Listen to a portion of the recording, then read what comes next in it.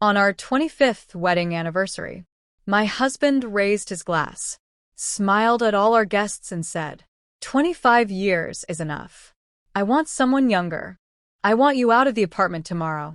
The room went silent. He forgot one small detail. The apartment was mine. I took the microphone, looked him in the eyes, and said one sentence. That destroyed everything he thought he owned. My name is Laura. I gave 25 years of my life to one man, Daniel, and I met when we had nothing. No money, no status, just plans and promises. I worked 2 jobs while he studied. I paid bills while he chased promotions. I told myself love meant patience. That night the restaurant glowed. Soft lights, low music, champagne bubbling. Friends laughed. Family smiled. Everyone believed we were a success story. I wore a blue dress. Daniel once said it made me look powerful. I believed him. I believed the night was about love, about survival, about us. The waiter tapped a spoon against a glass. Daniel stood, adjusted his jacket, and smiled like he was closing a deal. He said, "Thank you all for coming. 25 years is a long time. Long enough." People chuckled. I forced a smile. My hands trembled under the table. Then he looked at me, not with love, with relief. He said, "I want a new life. I want someone younger. Laura, you should pack tomorrow." My breath caught. The room froze. A fork hit the floor. I whispered, "Daniel, stop. Please." He shrugged. "This is my truth, Laura." No one moved. No one spoke. Some guests stared at me with pity. Others watched him like it was entertainment. His sister stood up. "Daniel, are you serious?" He nodded. "Very." Something inside me shifted. I felt small, then furious, then calm. I remembered nights alone. Lights on. Bills unpaid. His voice sang just a little longer. His hand on my shoulder. Pledging love while planning betrayal. The apartment came back to me then. Clear. Sharp. Years ago my aunt passed away. She left me money. Not enough to escape the world. Enough to protect myself. Daniel was unemployed. Lost. Angry. On a lawyer's advice. I bought the apartment quietly. In my name. I never hid it. He just never asked.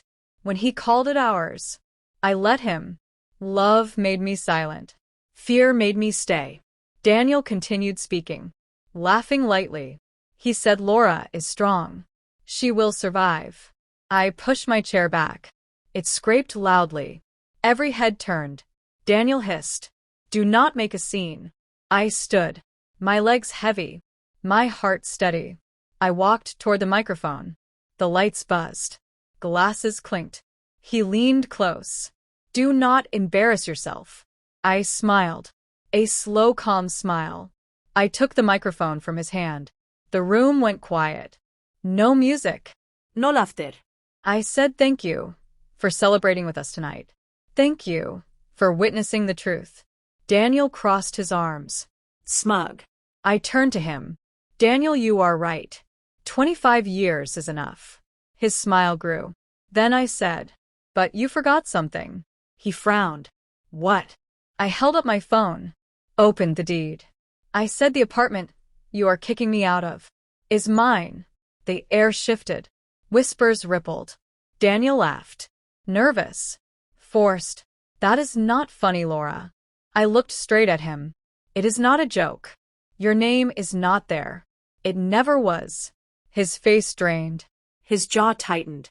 He whispered, "Stop. You are lying." I handed the phone to his sister. She read. Her eyes widened. She said, "Daniel, it is true."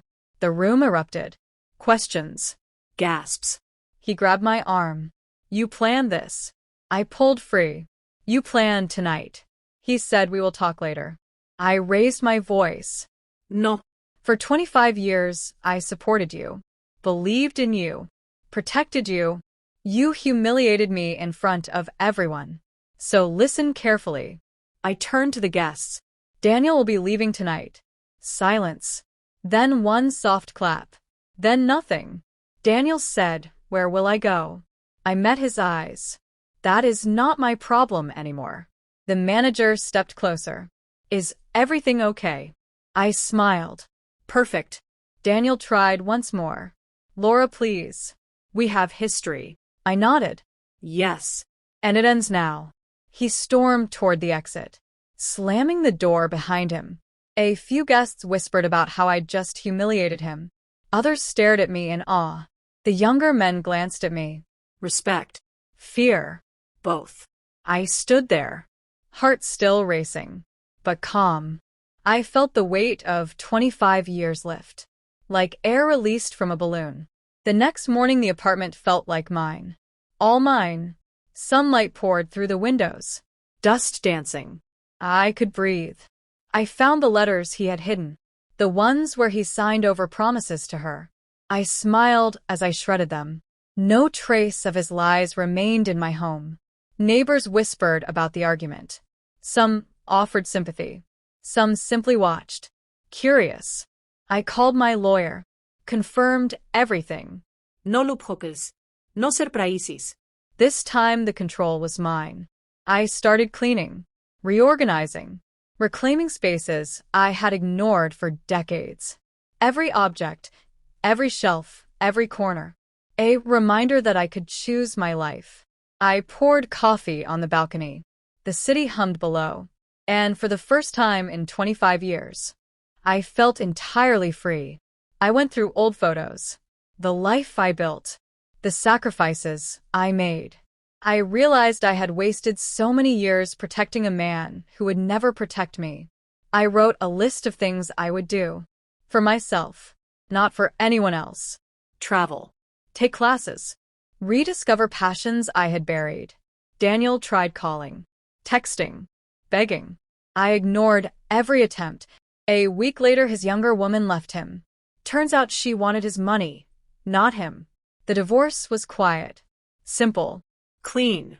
I stayed, painted the walls, changed the locks, opened the windows, let the sunlight remind me who I was. I found my voice again, the one I had buried under bills and broken promises. I went out for a walk. The crisp air filled my lungs. People passed me smiling. The world kept moving, and I was finally moving with it. Sometimes I imagined Daniel walking past, looking for me, for control, for his apartment, finding none of it. Small poems, letters, thoughts I had hidden. The words flowed freely. No one to impress, no one to obey. I joined a painting class, a yoga group. I began investing in myself. For the first time in decades, the world felt open, not threatening. The greatest revenge, the only revenge I ever needed, was living. I poured coffee in the morning, sat on my balcony, breathed in the city. The keys in my hand fit only me, a small smile on my lips. No more hiding, no more waiting, no more fear. Every night I lock the door. I remember the humiliation, the betrayal, and the truth that finally set me free. Final emotional line for title hook. He tried to erase me in public, so I erased him with one sentence.